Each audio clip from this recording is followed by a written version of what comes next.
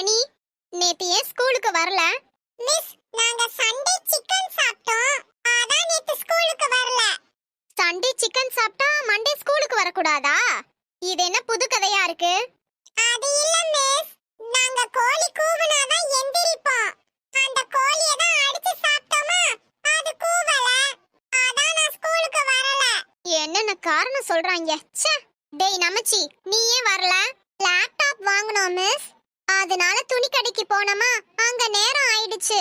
லேப்டாப்புக்கும் துணி கடைக்கும் என்னடா சம்பந்தம்? லேப்டாப்ல தான் விண்டோஸ் இருக்குல்ல, அந்த விண்டோஸ்க்கு ஸ்கிரீன் வாங்க தான் துணி கடைக்கு போனோம். ஒரு இடத்துல கொலை நடக்குது. அத நீங்க நேர்ல பார்த்தா என்ன பண்ணுவீங்க? எதுக்கும் பயப்படக்கூடாது, தைரியமா போய் சொல்லணும். சூப்பர் மணி, இப்படிதான் இருக்கணும். போலீஸ்காரவங்க கிட்ட போய் சொல்லணும், அப்படிதானே? இல்ல மிஸ், கொலகாரங்கிட்ட போய் சொல்லணும். என்னடா சொல்ற? புரியலையே.